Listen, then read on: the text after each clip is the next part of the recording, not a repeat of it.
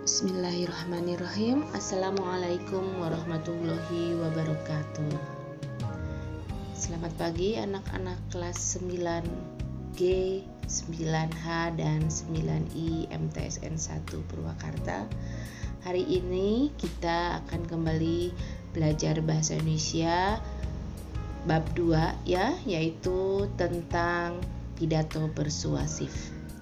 Sebelumnya Ibu akan tanya, apakah kalian tahu tentang pidato? Nah, di sini Ibu jelaskan bahwa pidato merupakan informasi atau gagasan yang disampaikan oleh pembicara di depan umum. Artinya seseorang berpidato itu artinya menyampaikan pesan atau menyampaikan informasi untuk diketahui oleh orang banyak. Ya. Nah, dalam pidato tentu memiliki ciri. Kalian tentu bisa membedakan antara pidato dengan ngobrol, ya. Nah, pembedanya adalah di antaranya pidato itu memiliki tujuan, ya.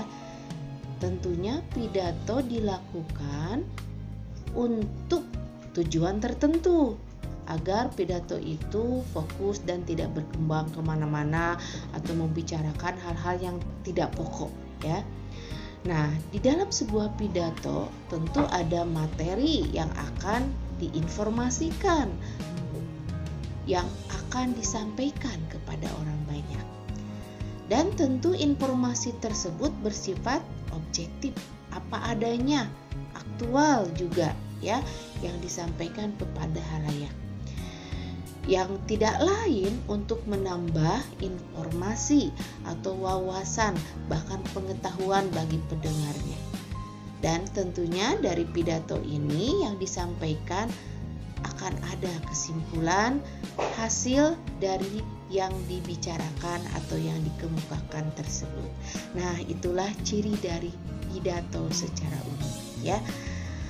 Kaitannya dengan pidato persuasif, apa bedanya, apa cirinya, dan apa tujuan dari pidato persuasif ini? Nah, sedikit sebelum Ibu jelaskan tentang pidato persuasif, masih ingatkah kalian materi teks eksposisi di kelas 8? Ya. Nah, pidato persuasif ini merupakan bagian dari teks eksposisi. Kenapa demikian? Karena teks eksposisi itu kita tahu adalah sebuah teks yang mampu atau bertujuan meyakinkan pembacanya atau pendengarnya untuk menyajikan argumen dari sudut pandang yang disertai dengan pengertian, ya. Jadi teks eksposisi ini kita tahu selalu mengekspos atau mengajak pembaca dengan argumen-argumennya agar memahami atau mengikuti apa yang dituliskannya dengan sudut pandang tertentu. Nah, itu teks eksposisi, dan pidato persuasif ini merupakan salah satu bagian dari teks eksposisi, ya. Kenapa demikian? Karena dalam pidato persuasif ini itu terdapat 3 komponen yang semuanya itu ada dalam teks eksposisi. Di antaranya mampu mengubah pandangan seseorang terhadap sebuah persoalan, ya. Nah, jadi seperti dalam pidato politik, kampanye, ya, hingga seseorang bisa memilih, kalian mungkin di OSIS, ya, memilih ketua OSIS itu kan ada kampanye terlebih dahulu. Nah, itu adalah sebuah contoh pidato persuasif, ya. Nah, kemudian juga dimanfaatkan untuk promosi. Nah, masih ingat kan waktu kelas 8 juga ada poster, iklan, slogan, ya. Nah, itu adalah eksposisi juga, ya. Dan yang ketiga, digunakan untuk membedakan suatu kasus. Nah, ini misalnya mengajak untuk menyelamatkan terumbu karang, atau mengajak sama-sama kita menggunakan masker agar terhindar dari virus ini ya, atau kita menjaga jarak dan sebagainya. Nah, ini ada semua dalam ciri-ciri daripada teks eksposisi dan secara langsung juga menjadi ciri utama dalam sebuah pidato persuasif ya. Secara umum, pengertian dari pidato persuasif ini adalah sebuah seni ya, seni berbicara. Pidato persuasif ini merupakan seni mengungkapkan pendapat secara jelas dan logis sehingga dapat meyakinkan pembaca atau pendengar dengan menyajikan argumen dari sudut pandang ya. Nah, jadi pidato persuasif ini adalah sebuah seni berbicara itu di depan umum. Di sini ada cirinya itu jelas dan logis ya. Nah, jadi tidak sembarangan, harus jelas serta logis ya. Nah, karena setiap orang yang akan berbicara di hadapan orang lain itu pasti biasanya dilakukan, baik itu untuk acara syukuran atau upacara bendera ya, setiap hari Senin. Nah, itulah yang disebut dengan pidato persuasif. Nah, tujuannya adalah untuk meyakinkan audiens itu orang banyak ya, untuk melakukan sesuatu dikatakan oleh orang yang berpidato tersebut. Nah, contoh di sini untuk pemilihan presiden, pilihlah itu kan, dulu mungkin kalian pernah menyimak pilih nomor 1 atau 2, nah kayak gitu ya. Nah, ini kan meyakinkan, pilih nomor 1 atau pilih nomor 2. Nah, ini ada sebuah memengaruhi atau mengajak orang untuk mengikuti apa yang diutarakannya atau apa yang dipidatokannya ya. Nah, ini dapat mengubah pikiran orang asalnya biasa saja menjadi penting, asalnya cuek jadi peduli. Nah, untuk itulah pidato persuasif ini menjadi sebuah cara yang efektif untuk mengubah audiens ya. Nah, di sini disebutkan ada banyak unsur agar pidato persuasif ini berhasil ya. Salah satunya apa? Yaitu tadi. Salah satunya adalah harus mampu memengaruhi. Nah, ini ya tujuannya, yaitu harus mampu memengaruhi. Yang kedua, harus mampu berisi informasi yang penting, dan yang ketiga berkesan ya. Karena tujuan dari pidato persuasif ini ada 3 ya, memengaruhi, mengajak pendengar untuk setuju ya dengan apa yang disampaikan. Kemudian informasi sesuatu yang disampaikannya berupa hal baru yang sangat penting untuk diketahui orang banyak, dan tentunya kesan yang diberikan bertujuan untuk mempengaruhi pembaca. Nah, itulah yang disebut dengan persuasif ya, mengajak, mempengaruhi. Nah, teks pidato persuasif ini bisa mempengaruhi ya, dan memberikan informasi serta kesan yang mempengaruhi ya. Namun, untuk mencapai pada tujuan teks pidato persuasif ini ada hal yang harus kalian perhatikan. Mempengaruhi atau memengaruhi di sini harus berlandaskan kepada 3 hal, yaitu etika. Tetap kita menggunakan norma yang berlaku ya. Kemudian juga kita harus mampu dengan menggugah emosi audiens atau menggugah emosi pendengar. Dan yang terakhir adalah logis atau masuk akal ya. Yang disebut dengan etika, di sini ada sebuah contoh pidato, teks pidato persuasif ya. Etika itu berkaitan dengan hak dan kewajiban moral atau akhlak. Jadi harus menggunakan etika pada saat kita mempengaruhi itu. Contoh di sini, daur ulang adalah hal benar yang kita lakukan. Memubazirkan sumber daya kita yang terbatas sama dengan mencuri hak anak cucu kita di masa depan. Ini tidak bermoral. Nah, ini harus kedepankan akhlak ya. Jadi mempengaruhi orang juga kita harus berlandaskan kepada etika. Jangan mempengaruhi tapi tidak bertanggung jawab ya. Nah, contoh yang mempengaruhi dengan emosi berkaitan dengan luapan perasaan ya. Nah, di sini contohnya, coba pikirkan, jutaan hewan kehilangan rumahnya setiap hari akibat pohon yang ditebang. Jika daur ulang berkelanjutan, kita dapat menyelamatkan bahan hutan yang indah. Nah, ini ada rasa di sini, rasa sayang, rasa bijak, ya, tidak cuek atau tidak ada rasa peduli. Nah, jadi harus digugah emosinya agar mau bersama-sama menjaga lingkungan. Seperti hanya kalian sama-sama tetap belajar di rumah, menggunakan masker kalau keluar, ya, dan lain sebagainya. Nah, ini cara memersuasi yang ketiga itu tadi adalah logika atau masuk akal. Nah, logika itu berkaitan dengan jalan pikiran yang masuk akal. Contoh, kita paham bahwa cadangan sumber daya alam kita terbatas. Kita dapat memperpanjang cadangan kita dengan daur ulang.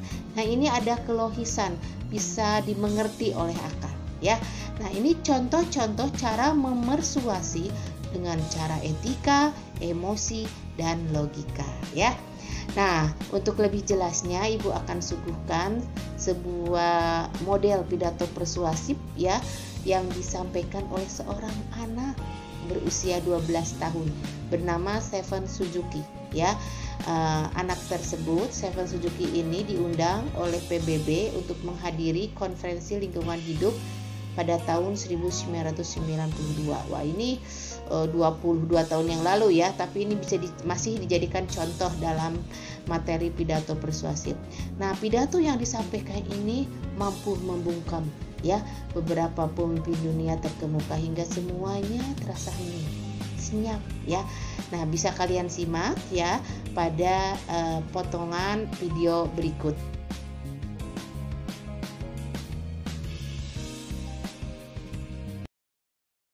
Hello, I'm Seven Suzuki speaking for ECHO, the Environmental Children's Organization. We're a group of 12 and 13-year-olds trying to make a difference.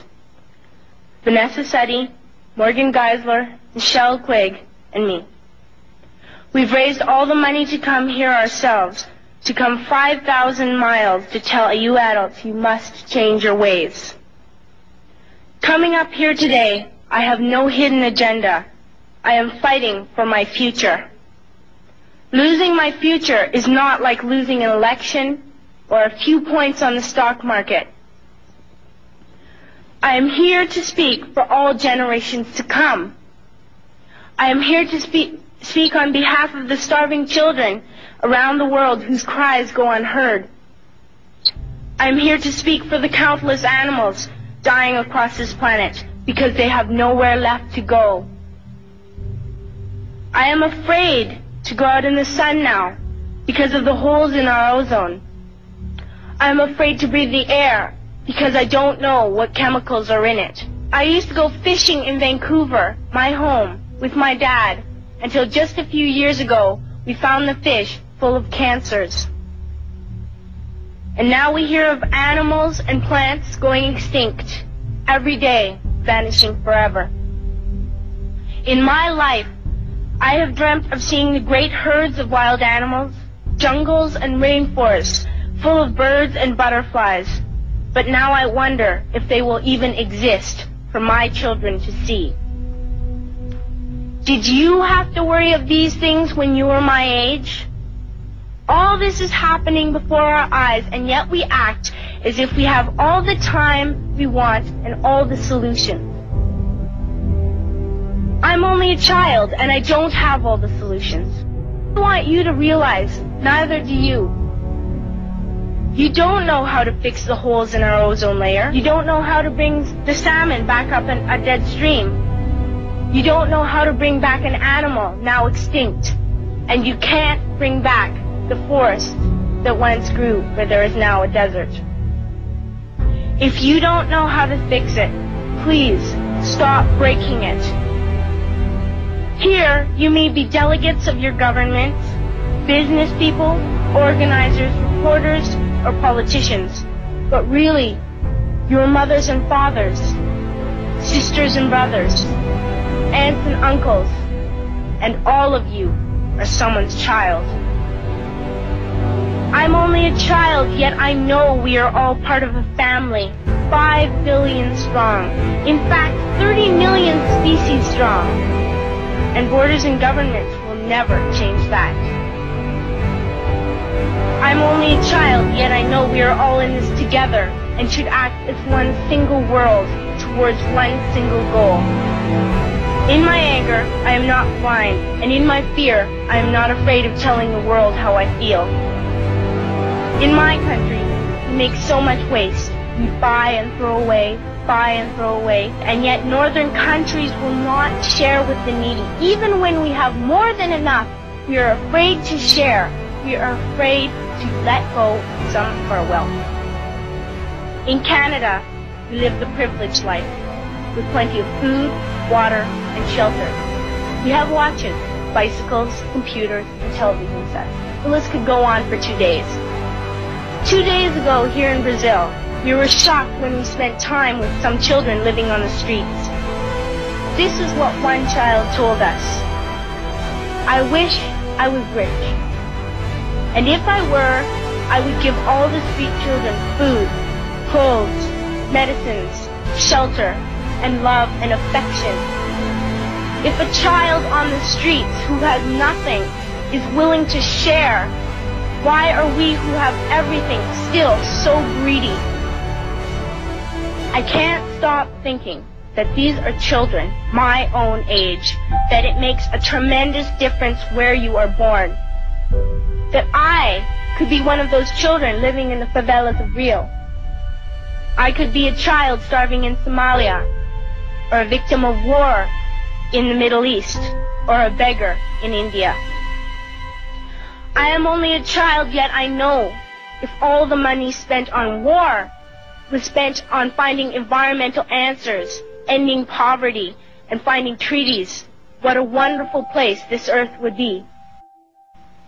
At school, even in kindergarten, you teach us how to behave in the world. You teach us not to fight with others, to work things out, to respect others, to clean up our mess, not to hurt other creatures, to share, not be greedy. Then why do you go out, do the things you tell us not to do? Do not forget why you are attending these conferences, who you're doing this for. We are your own children. You are deciding what kind of a world we are growing up in. Parents should be able to comfort their children by saying, everything's going to be all right. It's not the end of the world. And we're doing the best we can. But I don't think you can say that to us anymore.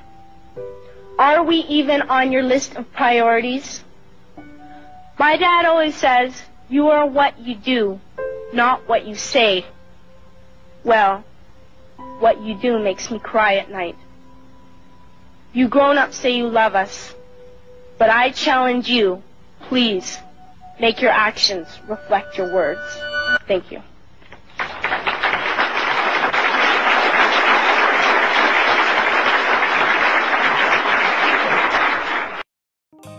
Setelah kalian menyimak pidato persuasif yang disampaikan Stefan Suzuki, coba kita evaluasi ya.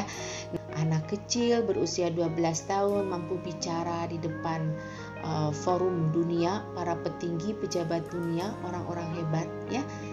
Insya Allah kalian juga bisa ya. Nah, untuk itu kita belajar ya. Nah, di sini Ibu akan buat pertanyaan-pertanyaan seputar dari pidatonya Stefan Suzuki. Tolong oleh kalian jawab ya, kerjakan di buku latihan ya. Jawab dengan tepat, singkat dan jelas ya dari pidato Stefan Suzuki ini. Nah, pertanyaannya Ibu buatkan dari buku paket ya, itu ada 8 ya. Nah, silahkan kalian langsung jawab ya. Apakah kamu sendiri tergugah? Tergugah tidak setelah melihat video Stefan Suzuki berpidato? Sampai nomor 8, berikan ulasan bebas tentang pidato ini menurut. Jadi kamu buat ulasannya atau simpulannya, ringkasannya ya.